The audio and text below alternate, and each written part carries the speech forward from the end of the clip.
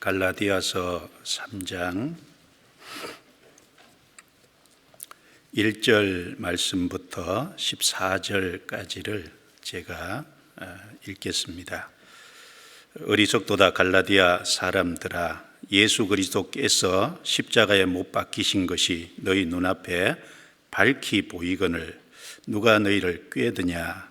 내가 너에게 다만 이것을 알려 하노니 너희가 성령을 받은 것은 율법의 행위로냐 듣고 믿음으로냐? 너희가 이같이 어리석으냐? 성령으로 시작하였다가 이제는 육체로 마치겠느냐? 너희가 이같이 많은 괴로움을 헛되게 받았느냐? 과연 헛되냐? 너희에게 성령을 주시고 너희 가운데서 능력을 행하시는 이의 일이 율법의 행위에서냐 듣고 믿음에서냐? 아브라함이 하나님을 믿음에 이것을 그에게 의로 정하셨다 함과 같으니라. 그런즉 믿음으로 말미암은 자들은 아브라함의 아들인 줄 알지어다. 또 하나님이 이방을 믿음으로 말미암아 의로 정하실 것을 성경이 미리 알고 먼저 아브라함에게 복음을 전하되 모든 이방이 너를 인하여 복을 받으리라 하였으니, 그러므로 믿음으로 말미암은 자는 믿음이 있는 아브라함과 함께 복을 받느니라. 무릇 율법 행위에 속한 자들은 저주 아래 있나니 기록된 바 누구든지 율법책에 기록된 대로 온갖 일을 항상 행하지 아니하는 자는 저주 아래 있는 자라 하였습니다. 또 하나님 앞에서 아무나 율법으로 말미암아 의롭게 되지 못할 것이 분명하니 이는 의인이 믿음으로 살리라 하였음이니라. 율법은 믿음에서 난 것이 아니라 이를 행하는 자는 그 가운데서 살리라 하였느니라. 그리스도께서 우리를 위하여 저주를 받은 바 되사 율법의 저주에서 우리를 속량하셨으니 기록된 바 나무에 달린 자마다 저주 아래 있는 자라 하였음이라. 이는 그리스도 예수 안에서 아브라함의 복이 이방인에게 미치게 하고 또 우리로 하여금 믿음으로 말미암아 성령의 약속을 받게 하려 함이니라. 거기까지입니다. 이 갈라디아서 주제는 크게 두 가지입니다.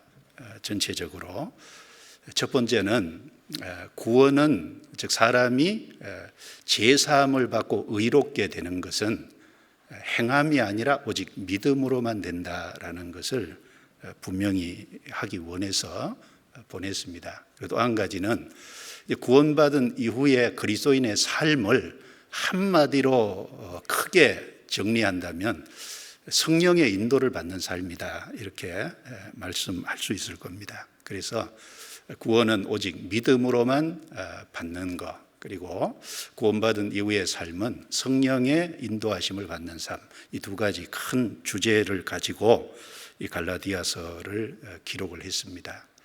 지금 읽은 갈라디아서 3장 1절부터 14절 말씀도 보시면 이 크게 두 가지 주제로 역시 말씀을 하고 있습니다.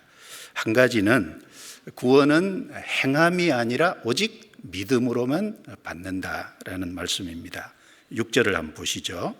아브라함이 하나님을 믿음에 이것을 그에게 의로 정하셨다 함과 같으니라. 자, 아브라함이 하나님을 믿음에, 자, 믿음을 하나님이 의로 정하셨다. 믿을 때 의롭게 되고 믿을 때 구원을 받는다는 말씀을 했습니다. 또 11절에 또 하나님 앞에서 아무나 율법으로 말미암아 의롭게 되지 못할 것이 분명하니 이는 의인이 믿음으로 살리라 하였음이니라. 믿음으로 살리라. 율법의 행위에서는 의롭게 되지 못할 것이 아주 분명하다. 한 가지 주제고요. 또 한 가지는 사람이 믿을 때 구원을 받는 동시에 성령이 오시는데 그 성령도 율법의 행위로 받는 것이 아니라 오직 믿을 때 성령이 오신다는, 그걸 또 말씀을 하고 있습니다. 2절에 보시죠. 내가 너희에게 다만 이것을 알려 하노니 너희가 성령을 받은 것은 율법의 행위로냐 듣고 믿음으로냐.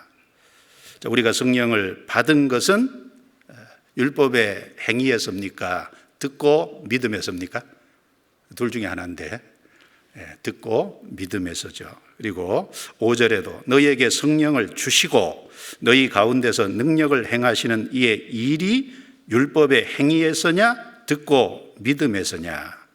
자, 2절은 성령을 받은 것은 받는 우리 쪽을 말씀했고 5절은 성령을 주시고 성령이 계신 곳에는 하나님의 능력이 임하고 역사가 나타나는 이것이 율법의 행위에서냐 듣고 믿음에서냐. 역시 듣고 믿을 때 성령이 주어진다는 것을 분명히 말씀하고 있습니다. 또 끝에 14절에 중간입니다. 또 우리로 하여금 믿음으로 말미암아 성령의 약속을 받게 하려 함이니라. 다른 번역에 보면 성령을 약속으로 받게 하려 하심이니라. 그래서 믿음으로 성령을 약속으로 받는다라고 말씀했습니다. 그래서 크게 두 가지, 구원은 오직 믿음으로, 그리고 성령을 받는 것도 듣고 믿을 때 성령이 오신다는 것을 분명히 하고 있습니다. 그래서 오늘 이 두 가지 말씀의 내용에 주제에 초점을 맞춰서 말씀드려 보겠습니다. 구원은 오직 예수 그리스도를 믿음으로만 받습니다. 구원받은 이후의 삶은 크게 한마디로 말하면 성령의 인도함을 받는 삶이다. 이렇게 정리할 수 있겠습니다. 이 갈라디아서 3장부터 6장까지 내용을 살피면 성령과 관계된 내용이 한 10번 정도, 10회 정도 나와요.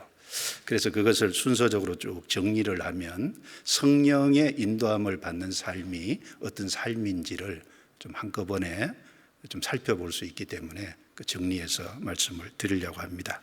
그래서 먼저 구원은 예수 그리스도를 믿는 믿음으로만 받는다는 내용을 좀 생각해 보겠습니다.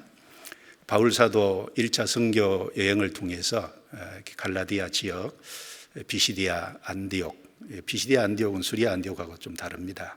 수리아 안디옥은 그 지중해 이제 오른쪽에 있는 곳인데 이 수리아 안디옥은 이방인 전도의 전초기지가 됐던 지역입니다.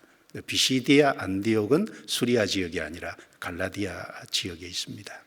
그래서 그 비시디아 안디옥 또 이고니온, 루스드라 아주 극심한 그 환난과 핍박을 바울이 이제 받으면서 심지어 돌에 침을 당하는 그런 환난을 당하면서 세워진 교회이기 때문에 바울 사도는 누구보다도 아마 애정을 가지고 그 성도들의 신앙이 잘 지켜지고 그리고 교회가 든든히 세워져서 그래서 힘있게 복음이 증거되기를 바랐을 겁니다. 그런데 안타깝게도 거짓 교사들이 이 갈라디아 지역에 들어와서 그 잘못된 가르침을 펼침으로 말미암아 신앙이 약한 사람들의 이 믿음을 흔들어 놓았습니다. 그래서 그것을 바로잡기 위해서 좀 돕기 위해서 이 갈라디아서 내용을 기록해서 보낸 겁니다.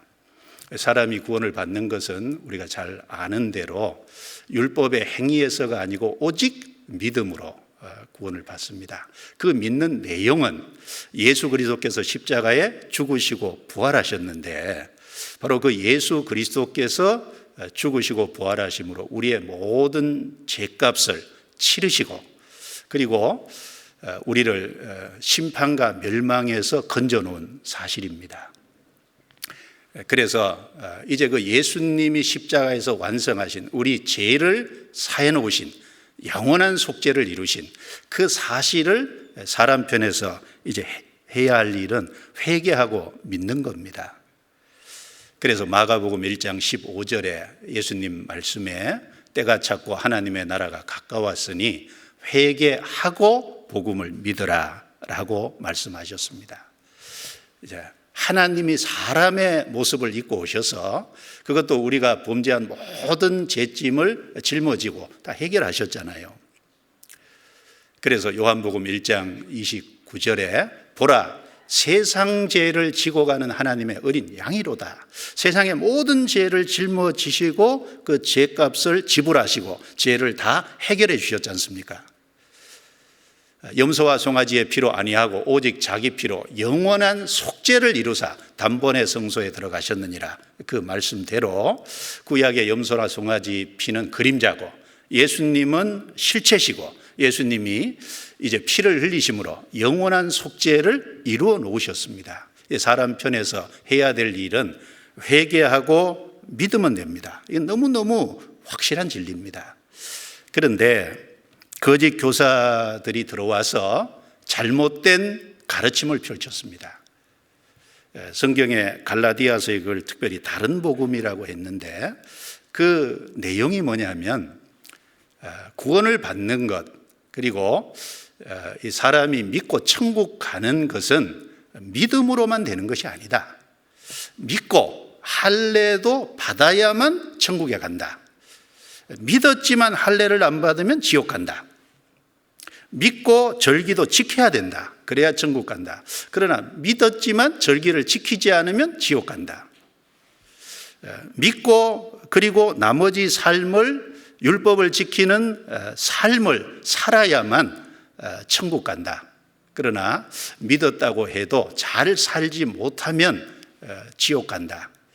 어떤 그런 그 믿음에다가 옆에다가 뭘 플러스해서 다른 것을 옆에 구원의 조건으로서도 추가하는 그 잘못된 가르침을 가지고 들어온 겁니다. 그래서 이 갈라디아서 1장부터 6장까지 내용을 나중에 한번 자세히 읽어보시면 구원은 제사함 받고 의롭게 되는 것은 오직 믿음으로만 되는 것이라는 것을 여러 가지로 논증을 증거를 바울 사도께서 하고 있습니다. 그 중에 몇 구절만 살펴보겠습니다. 먼저 갈라디아서 2장 16절입니다. 갈라디아서 2장 16절.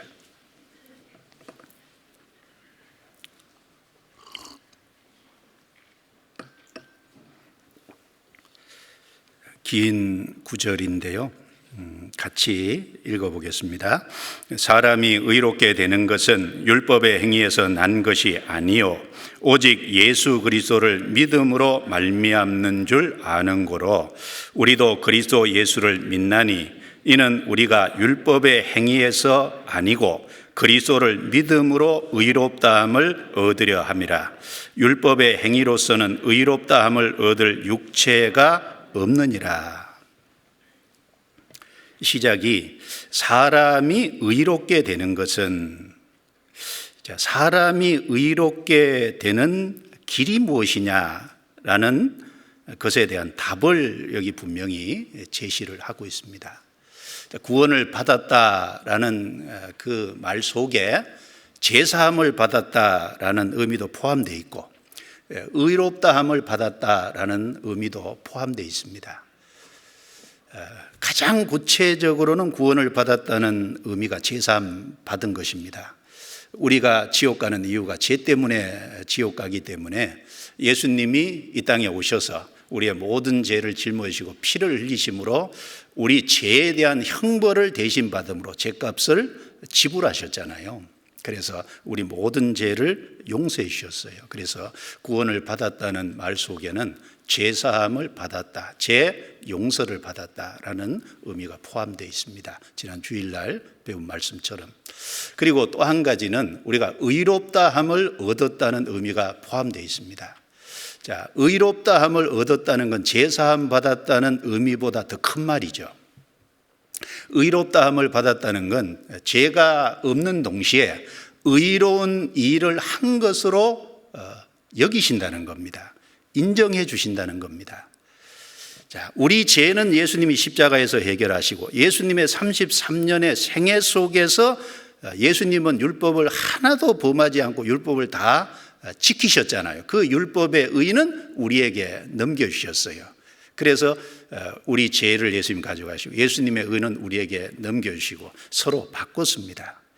그래서 우리가 회개하고 믿을 때 바로 우리가 예수님 안에 들어가기 때문에 이제 하나님이 우리를 보실 때는 예수님 안에 있는 우리를 보시니까 예수님을 보듯이 우리를 보시는 겁니다. 예수님은 의로우신 분이잖아요. 그래서 우리 죄가 없어진 동시에 우리를 의롭다고 이제 보시는 겁니다. 자, 그 의롭게 되는 것은 구원받는 겁니다. 사람이 구원을 받는 것은 율법의 행위에서 난 것이 아니요. 자, 율법의 행위로 되는 것이 아니라는 걸 여기 여러 차례 반복해서 말씀하고 있습니다. 또 중간에도 보면 율법의 행위에서가 아니고 또 끝에도 율법의 행위로서는 의롭다함을 얻을 육체가 없느니라. 자, 율법을 지키는 행위로서는 사람이 의롭다함을 받을 수 없다는 걸 아니요, 아니고 율법의 행위로서는 의롭다함을 얻을 육체가 없느니라. 육체가 아무도 율법을 지켜서 천국 갈 수 있는, 구원받을 수 있는 사람은 없다고 분명히 말씀합니다. 그리고 오직 믿음이라고 말씀하셨죠. 16절 그 중간에 오직 예수 그리스도를 믿음으로 말미암는 줄 아는 거로, 오직은 유일하게입니다. 방법은 딱 유일한 방법 한 가지입니다. 예수 그리스도를 믿음으로 말미암는 줄 아는 거로, 믿음으로 되는 겁니다. 우리도 그리스도 예수를 믿나니, 믿음으로 되기 때문에 우리도 믿는다는 겁니다. 그래서 그리스도를 믿음으로 의롭다함을 얻으려 함이라. 믿음으로 의롭다함을 얻는다고 했습니다. 그래서 율법의 행위에서가 아니라는 걸 3번 강조하고, 오직 그리스도를 믿는 믿음으로만 구원을 받는다는 걸 역시 3번 강조를 하고 있습니다. 그리고 갈라디아서 3장 6절입니다. 6절 같이 읽겠습니다. 아브라함이 하나님을 믿음에 이것을 그에게 의로 정하셨다 함과 같으니라. 자, 믿음으로 의롭다함을 받는다는 이 진리를 아브라함의 예를 통해서 여기 증거하고 있습니다. 창세기 15장에 보면 아브라함이 후사가 없을 때 하나님께서 장막 안에 있는 아브라함을 밖으로 데리고 나오셔서 하늘의 많은 별을 바라보게 했습니다. 그 창세기 15장 5절에 보면 무별을 셀 수 있나 보라, 내 자손이 이와 같으리라. 하늘의 많은 별을 보여주시면서 이 많은 별을 셀 수 있느냐? 없지 않습니까? 그처럼 내 자손이 이와 같으리라 라고 말씀하셨습니다. 그런데 창세기 15장 6절에 보면 아브라함이 하나님을 믿음에 여호와께서 이를 의로 여기셨느니라 라고 말씀하셨습니다. 아브라함이 자손이 없을 때 그 아브라함의 후손을 통해서 구세주가 나실 것을 약속해 주시고 하늘에 많은 별이 난다는 것은 이건 단지 육신적인 자손을 말하는 게 아니라 그 후손으로 오실 구세주를 통해서 많은 믿음의 자손이 생길 것을 약속해 주셨던 겁니다. 그 구세주와 구세주를 통해서 많은 후손이 탄생할 그것을 믿었다는 겁니다. 아브라함은 하나님을 믿는 동시에 그 약속을 믿었어요. 그래서 그 믿는 믿음을 하나님은 의로 여기셨다, 이렇게 말씀을 하고 있습니다. 그래서 아브라함도 의롭다함을 받은, 즉 구원받은 것은 믿음으로 구원을 받았다는 것을 여기 예를 들어서 증거하고 있습니다. 그리고 10절부터 13절입니다. 자, 건너뛰어서 10절부터 13절 제가 읽습니다. 무릇 율법 행위에 속한 자들은 저주 아래 있나니 기록된 바 누구든지 율법책에 기록된 대로 온갖 일을 항상 행하지 아니하는 자는 저주 아래 있는 자라 하였습니다. 또 하나님 앞에서 아무나 율법으로 말미암아 의롭게 되지 못할 것이 분명하니 이는 의인이 믿음으로 살리라 하였음이니라. 율법은 믿음에서 난 것이 아니라 이를 행하는 자는 그 가운데서 살리라 하였느니라. 그리스도께서 우리를 위하여 저주를 받은 바 되사 율법의 저주에서 우리를 속량하셨으니 기록된 바 나무에 달린 자마다 저주 아래 있는 자라 하였음이라. 이 10절부터 13절 말씀도 율법의 행위로서는 의롭다함을 받을 수 없다는 사실을 10절, 11절, 12절에 구약 성경 각각 한 구절씩 총 3구절을 인용해서 증거하고 있습니다. 그리고 오직 믿음으로만 구원을 받는다는, 의롭다함을 받는다는 진리를 13절에서도 구약 성경의 한 구절을 인용해서 증거하고 있습니다. 그래서 율법의 행위로서는 구원을 받을 수 없다는 것을 구약 성경 3구절을 통해서, 믿음으로 구원을 얻는다는 것을 구약 성경 한 구절을 통해서 여기 증거하고 있는 내용입니다. 자, 10절을 먼저 보시면, 자, 무릇 율법 행위에 속한 자들은, 율법 행위에 속했다는 것이 어떤 것을 가리킬까요? 율법과 상관없이 자기 마음대로 사는 사람을 가리켜서 율법 행위에 속했다고 말하지는 않을 겁니다.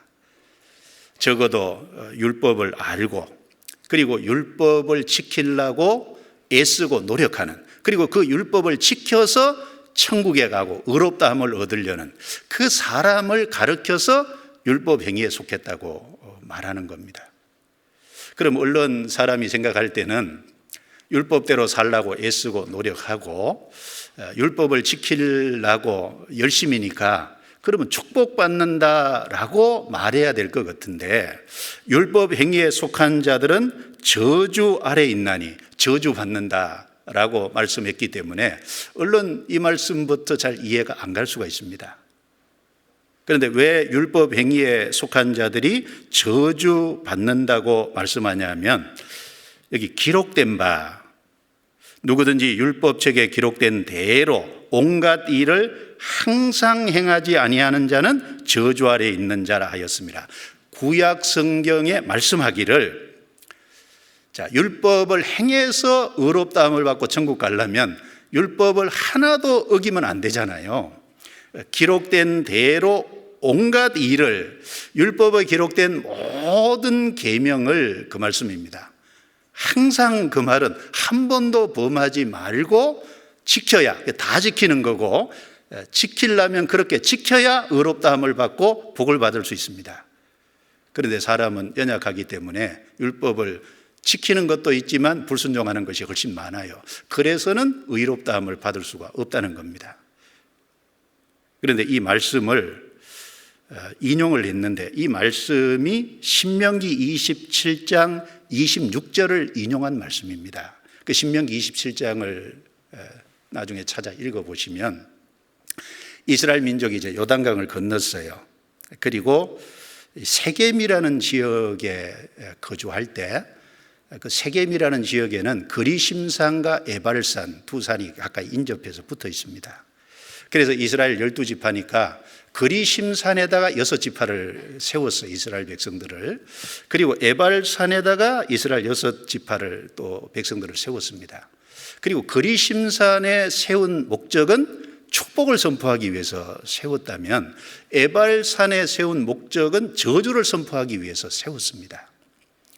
그래서 먼저 에발산에 선 세운 이스라엘 백성들을 향해서 이스라엘 레위 지파 사람들이 큰 소리로, 이스라엘 백성들이 다 들을 수 있도록 큰 소리로 이제 율법을 일일이 낭독을 하면서 이 말씀을 지키지 않으면, 실행하지 않으면 저주를 받을 것이다 라고 선포를 했고, 이스라엘 모든 백성은 그 앞에서 아멘, 그대로 이루어질지다 라고 답을 했어요.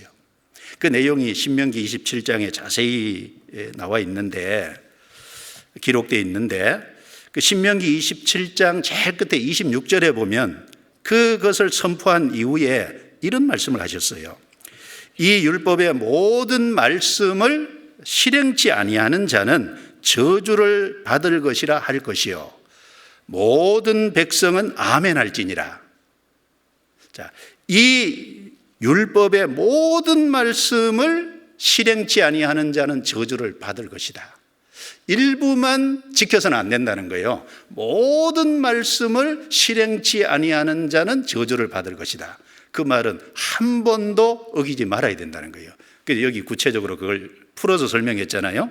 기록된 대로 온갖 일을 항상, 율법의 모든 말씀을 실행해야 되는, 그러지 않으면 저주를 받는, 그것을 선언했어요. 자, 그 말씀을 비춰봐서도 사람은 율법 행위를 가지고는 의롭다함을 받을 수 없는 것이 분명하다라는 것을 여기 말씀을 하고 있는 겁니다. 그리고 11절에 또 하나님 앞에서 아무나 율법으로 말미암아 의롭게 되지 못할 것이 분명하니, 자, 율법을 지키는 행위로서 의롭게 되지 못할, 구원받지 못할 것이 너무 분명한데, 자, 그 이유로 여기 하박국서 2장 4절을 인용했습니다. 이는 의인이 믿음으로 살리라 하였음이니라. 이미 구약성경 하박국서 2장 4절에 의인은 믿음으로 산다라고 이미 선언했다라는 것을 예로 증거하고 있습니다. 하박국서를 보면 하박국 선지자가 하나님께서 바벨론이라는 큰 세력을 들어서 이스라엘 백성들의 그 불순종을 징벌하시겠다라고 하나님이 말씀하시니까 그것이 이해가 되지 않았어요. 그래서 어떻게 바벨론이라는 그 악한 세력, 우상 숭배하는 나라를 들어서 하나님의 백성인 이스라엘을 징벌할 수가 있습니까? 라고 묻고 그 하나님의 대답을 이제 2장에 가서 기다리는데, 하나님께서 그 바벨론도 잠시 이스라엘을 징벌하는 도구로 사용하시지만 그 바벨론도 속히 하나님이 결국은 심판하실 것을 말씀하시면서 그 하박국서 2장 그 4절에 이런 말씀을 하셨습니다.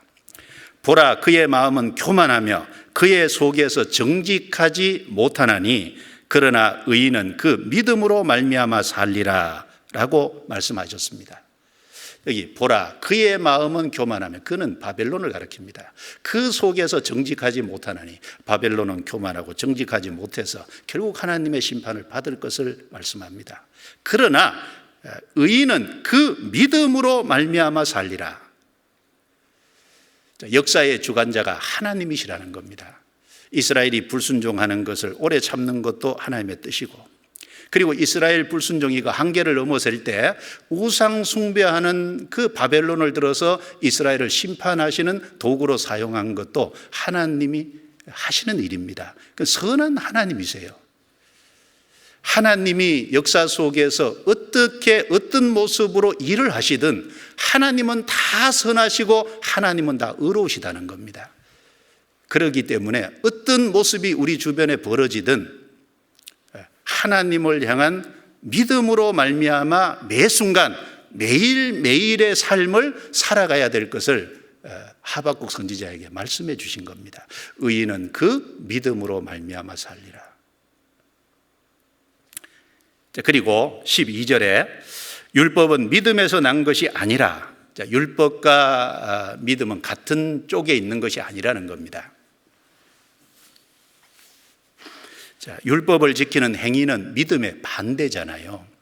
인간이 율법을 지키는 행위로 의롭다함을 받을 수 없고 구원받을 수 없고 천국 갈 수 없으니까 하나님 편에서 인간을 위해서 해 주신 일이 있고 그 일을 사람은 회개하고 믿음으로 의롭다함을 받습니다. 그러므로 율법의 행위와 그리스도를 믿는 믿음은 같은 쪽이 아니라 반대쪽이라는 겁니다. 그래서 율법은 믿음에서 난 것이 아니라고 했습니다. 그 증거로 여기도 이를 행하는 자는 그 가운데서 살리라 하였습니다 라는 레위기 18장 5절 말씀을 여기 인용했습니다. 레위기 18장 5절 말씀에 보면 너희는 나의 규례와 법도를 지키라, 사람이 이를 행하면 그로 인하여 살리라 라고 말씀하셨습니다. 자, 하나님이 규례와 법도를 주시고 그 규례와 법도를 지켜라, 그리하면 지키면 살리라. 그럼 반대는요, 안 지키면요 죽는 거죠. 지키어서 산다는 건 지키지 못하면 심판받고 멸망받는다는 것을 말씀하고 있는 겁니다.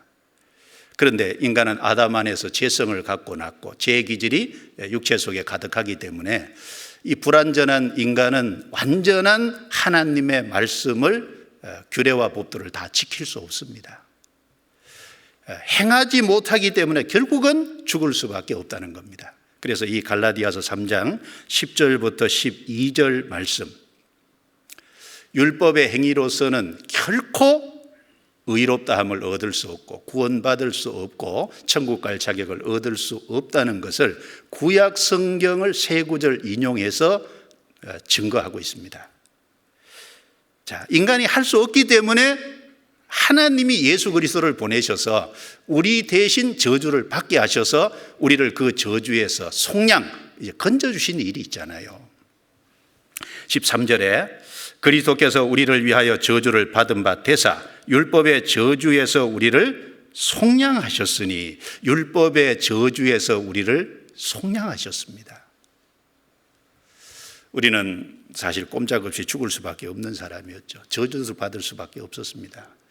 왜냐하면 이 율법의 모든 말씀을 지켜 행하지 않으면 저주를 받을 것이라 모든 백성은 아멘 할지니라 이미 구약 성경에 선언되어 있어요. 우리는 죄의 기질을 갖고 나서 죄를 물 먹듯이 먹고 마시다가 결국은 죽은 건너편에 영원한 저주 가운데 떨어져야 마땅했습니다. 그런데 하나님이 우리를 만드신 목적은 멸망받게 하기 위한 게 아니라 하나님의 영광을 주시기 위한 것이기 때문에 바로 하나님이 사람의 육체를 입고 오셔서 십자가에 대신 달리심으로 우리 대신 저주를 받으심으로 그 우리 죄를 해결해 주시고 그 모든 저주 가운데서 우리를 속량해 주셨지 않습니까? 건져 주셨다는 겁니다. 그래서 여기 중요한 말씀이 13절에 우리를 위하여 저주를 받은 바 되사, 예수님은 다른 누가 아니라 우리를 위해서입니다. 구체적으로 각각 나를 위해서 저주를 받으신 겁니다. 그래서 그 율법의 저주에서 우리를 속량해 주셨어요. 자, 이 말씀을 하시면서 또 구약 성경을 또 인용해서 증거하고 있습니다. 기록된 바, 자, 이 말씀은 신명기 21장 23절을 인용한 말씀입니다. 신명기 21장 23절에 나무에 달린 자는 하나님의 저주를 받았음이니라. 예, 나무에 달렸다는 것은 하나님의 저주를 받았다는 확실한 증거예요. 그런데 예수님이 어디에 달리셨습니까? 십자가라고 하는 나무에 달리셨어요. 예수님은 하나님의 저주를 받으셨습니다. 왜 받으셨습니까? 우리를 위하여 저주를 대신 받으신 거예요. 대신 저주를 받으셨기 때문에 그 저주에서 우리를 이제 건져주신 겁니다. 그래서 우리를 죄를 사해 주시고 의롭다 하시고 우리를 영원한 천국에 들어갈 확실한 자격을 주셨습니다. 우리에게 영원한 생명을 주셨습니다. 하나님이 우리에게 약속하신 약속이 이것이니 곧 영원한 생명이니라. 영원한 생명을 우리에게 주셨지 않습니까? 자, 이것은 오직 믿음으로지 않습니까? 믿음으로. 그래서 14절에 이는 그리스도 예수 안에서 아브라함의 복이 이방인에게 미치게 하고 또 우리로 하여금 믿음으로 말미암아 성령의 약속을 받게 하려 함이니라. 그래서 믿을 때 그걸 믿게 해주신 분이 성령이고 그 믿을 때 성령을 약속으로 받잖아요. 믿음으로 되는 겁니다. 그래서 이 말씀도 율법의 행위가 아니고 오직 믿음으로만 의롭다함을 받는다는 걸 분명히 구약 성경 여러 말씀을 통해서 증거하고 있습니다. 자, 갈라디아서 5장입니다. 갈라디아서 5장. 자, 2절부터 4절입니다. 갈라디아서 5장 2절부터 4절. 자, 같이 읽겠습니다. 보라, 나 바울은 너희에게 말하노니 너희가 만일 할례를 받으면 그리스도께서 너희에게 아무 유익이 없으리라. 내가 할례를 받는 각 사람에게 다시 증거하노니 그는 율법 전체를 행할 의무를 가진 자니라. 율법 안에서 의롭다함을 얻으려 하는 너희는 그리스도에게서 끊어지고 은혜에서 떨어진 자로다. 자, 구원은 믿음으로만 받는데 오직 예수 그리스도를 믿는 믿음으로, 오직 십자가에서 완성한 복음을 믿는 믿음으로만 받습니다. 그런데 구원의 조건으로 할례를 제시하는, 구원을 믿어도 할례를 행해야만 천국 간다, 할례를 행하지 않으면 지옥 간다, 구원의 조건으로 할례를 강조하는 사람들이 있었습니다. 이거 거짓된 가르침이죠. 자, 그 사람들은 그 사람들은 율법 전체를 행할 의무를 가진 자니라. 3절에 이렇게 말씀했습니다. 그럼 할례만 받는다고 천국 가냐? 만약에 그렇게 말한다면 할례도 뿐 아니라 절기도 다 지켜야 되고, 그리고 절기만 지킬 뿐 아니라 구약에 약속한 모든 계명의 말씀을 다 지켜야 되지 않냐? 그래서 율법 전체를 행할 의무를 가진 자니라. 그런데 사람은 그걸 행할 수 없잖아요. 그래서 4절에 결론적으로 율법 안에서 의롭다함을 얻으려 하는 너희는, 율법 안에서 의롭다함을 얻는다는 얘기는 율법을 지켜서 구원을 받으려고, 또 천국 갈 자격을 얻으려고 하는 그 사람은 그리스도에게서 끊어지고 은혜에서 떨어진 자로다. 결국은 그리스도에게서 끊어질 거다. 은혜에서 떨어진다. 그리스도에게서 끊어지고 은혜에서 떨어지면 어디 갑니까? 지옥 가잖아요. 그래서 바울 사도가 참 엄청난 핍박 가운데, 또 엄청난 어려움 가운데서 기가 막히게 고난 속에서 복음을 전했는데 거짓 교사들이 들어와서 그 잘못된 가르침을 지킴으로 말미암아, 그 잘못된 가르침으로 말미암아 이 갈라디아 여러 지역의 교회들이 이제 문제가 생긴 겁니다. 그래서 성경에 그걸 다른 복음이라고 했어요. 다른 복음. 여러분, 복음이 있고 다른 복음이 있습니다. 복음에다가 뭘 플러스하면 그건 다른 복음이 됩니다. 갈라디아서 1장입니다. 1장.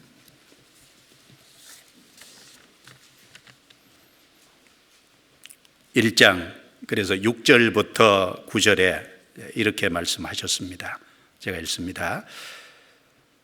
그리스도의 은혜로 너희를 부르신 이를 이같이 속히 떠나 다른 복음 좇는 것을 내가 이상히 여기노라. 다른 복음은 없나니 다만 어떤 사람들이 너희를 요란케 하여 그리스도의 복음을 변하려 함이라. 그러나 우리나 혹 하늘로부터 온 천사라도 우리가 너희에게 전한 복음 외에 다른 복음을 전하면 저주를 받을지어다.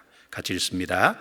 우리가 전에 말하였거니와 내가 지금 다시 말하노니 만일 누구든지 너희의 받은 것 외에 다른 복음을 전하면 저주를 받을지어다. 여기 사회에 걸쳐서 다른 복음이라는 표현을 사용했어요. 다른 복음 좇는 것을 내가 이상히 여긴다. 다른 복음은 없나니. 8절에도 다른 복음을 전하면 저주를 받을지어다. 9절에도 다른 복음을 전하면 저주를 받을지어다. 반복해서 다른 복음은 없습니다.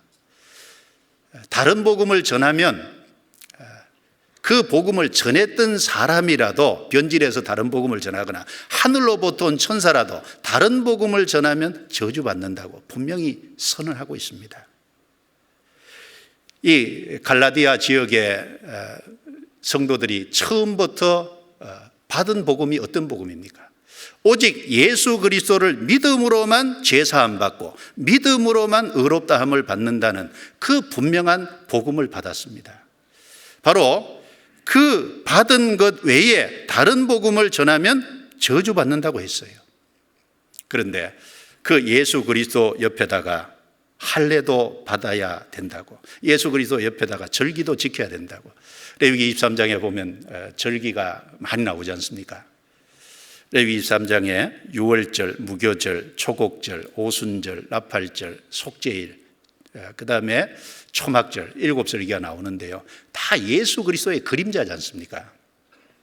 유월절은 예수님의 죽으심, 무교절은 예수님의 장사되심, 초곡절은 예수님의 부활하심, 그리고 오순절은 예수님의 죽으시고 부활 승천하신 이후에 성령이 임한 성령 강림절입니다. 그리고 나팔절은 이제 예수님을 통해서 완성된 부분이 전 세계에 다 전해진 이후에 이제 구원받은 사람들을 주님이 오시면 이제 불러 모으잖아요. 모으는 나팔입니다. 그리고 속죄일은 그 구원받은 그리스도인이 이 땅에 다 사라진 이후에 7년 환란 속에 유대인 14만 4천 명이 구원받는 역사가 나타나잖아요. 그리고 초막절은 바로 그 7년 환란 끝에 예수님이 지상제 일임하심으로 이 세상을 심판하시고 이 세상을 에덴처럼 동산처럼 재창조해서 이 1000년 동안을 다스릴 것인데, 그 초막절은 1000년 왕국이 있을 것에 대한 하나의 그림자잖아요. 그리고 그 초막절에 7일 동안 내는데 마지막 8일째는 큰 어떤 모임이라고 그랬어요. 그 마지막 8일째는 영원한 천국에 대한 그림자입니다. 그러니까 이 절기는 예수님의 하나의 그림자고 예수님을 통해서 이루어질 것을 자세히 순서적으로 설명해 주신 겁니다. 그런데 이스라엘 백성들은 바로 그 그림자를 붙잡고 실체 되시는 그리스도에 대해서는 깊게 생각 안 했다는 겁니다.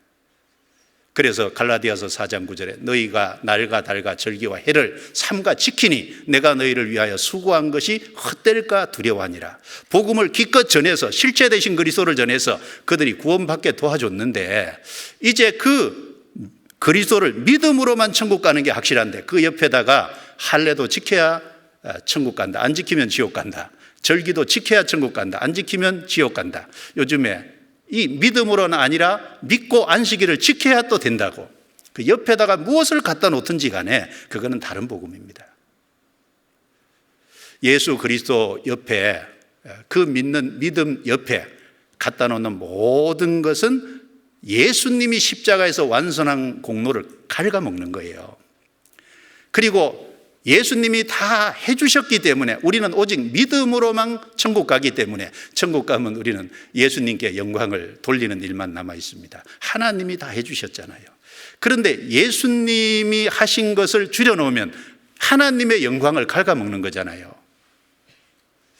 그래서 그리스도 옆에다가 믿음 옆에다가 다른 걸 갖다 놓으면 그 하나님의 영광을 가로채는 죄가 됩니다.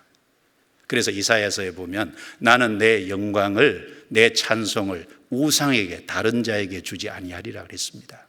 시편 115편 1절 말씀에 보면 하나님이여 영광을 우리에게 돌리지 마옵소서 우리에게 돌리지 마옵소서 오직 주의 인자하심과 진실하심을 인하여 주의 이름에 돌리소서. 모든 영광은 하나님께 돌아가야 마땅합니다. 모든 영광이 하나님께 돌아가려면 하나님 편엔 다 해주시고 우리는 회개하고 믿음으로만 받을 때 모든 영광이 하나님께 돌아갈 수 있어요.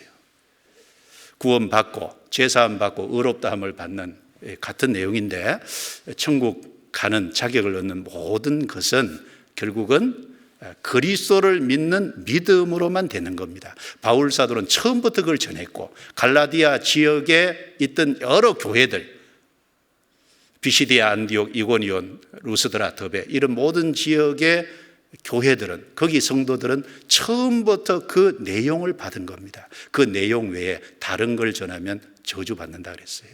자, 그러면 이 갈라디아 지역에 전해졌던 복음 그들이 처음부터 받았던 복음의 내용이 무엇인지 성경에 자세히 기록되어 있지 않습니까? 사도행전 13장에 보면 비시디아 안디옥에 바울 사도가 갔을 때 전도한 설교한 내용이 거기 기록이 되어 있어요. 자, 그걸 잠깐 보겠습니다. 사도행전 13장. 사도행전 13장.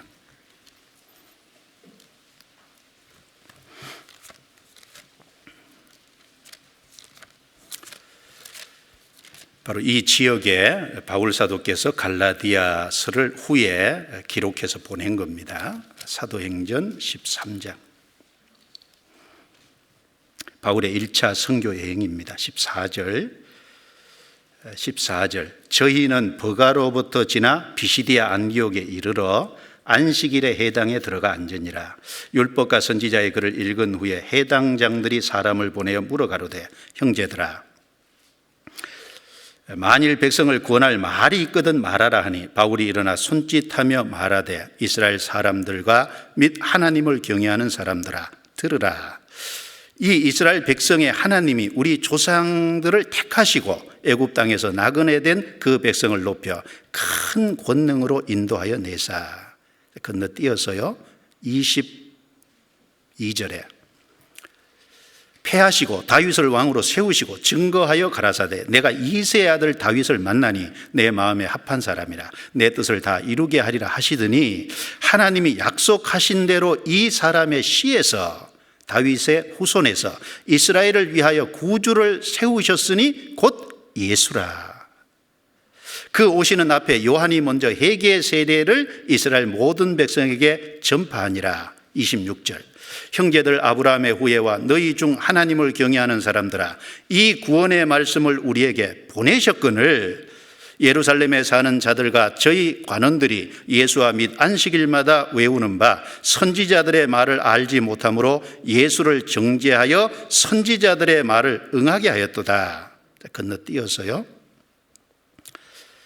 37절, 하나님이 살리신 이는 썩음을 당하지 아니하였나니. 38절 39절 같이 읽습니다.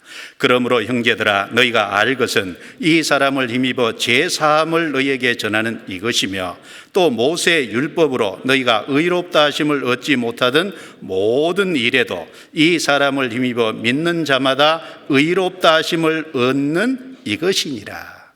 이것이 갈라디아 지역 처음 비시디아 안디옥 회당에서 바울 사도가 선포한 내용입니다. 그래서 아브라함을 선택하신 그것부터 해서 쭉 이스라엘 역사를 말하면서 특별히 다윗을 택하고 다윗의 후손으로 한 구세주를 약속하셨는데 그 구세주가 바로 예수님인 것을 증거했습니다. 그리고 하나님이 그 예수님을 증거하기 위해서 세례 요한을 앞서 보내셨다 그랬어요. 그리고 그 세례 요한이 먼저 와서 내 뒤에 오시는 이는 나보다 능력이 많으시니 나는 그의 신들매 풀기도 감당치 못하겠노라. 바로 세례 요한이 자기 뒤에 오시는 그리스도를 증거했다는 겁니다. 그리고 그 다윗에게 약속한 대로 세례 요한의 증거대로 26절 말씀에 이 구원의 말씀을 우리에게 보내셨거늘, 이 구원의 말씀이 누구겠어요? 바로 예수 그리스도를 실제 보내셨다는 겁니다. 예수 그리스도가 구원의 말씀입니다. 예수 그리스도가 구원이, 예수 이름이 구원이잖아요. 그런데 이스라엘 백성들이 알아보지 못하고 십자가에 죽였다는 겁니다. 그러나 하나님이 죽은 그 가운데서 다시 살렸다는 겁니다. 그걸 증거하면서 38절에 39절에 여기 두 가지 중요한 사실을 말하죠. 자, 이 사람을 힘입어 제사함을 너희에게 전하는 이것이다. 또 이 사람을 힘입어 믿는 자마다 의롭다 하심을 얻는 이것이니라. 여기 이 사람이 누구겠습니까? 바로 다윗의 후손으로 약속하신 바로 예수 그리스도입니다. 바로 그 구원의 말씀이에요. 바로 십자가에 죽으시고 부활하신 바로 그분을 말하는 겁니다. 우리는 그 예수 그리스도를 통해 제사함을 받는 겁니다. 제사함을 너희에게 전하는 이것이며, 우리가 제사함 받을 다른 방법이 있습니까? 예수 그리스도 아니면 제사함 받을 방법이 없잖아요. 사도행전 4장 12절에 다른 이로서는 구원을 얻을 수 없나니 천하 인간의 구원을 얻을 만한 다른 이름을 우리에게 주신 일이 없음이니라. 바로 예수님이 십자가에 죽으시고 부활하지 않으셨다면 우리 죄에 대한 값이 지불될 수 없고 우리에게 주어진 저주를 가운데서 우리를 속량할 수 없습니다. 바로 예수 그리스도께서 대신 형벌을 받고 죽으셨기 때문에 우리 죄가 사해진 거예요.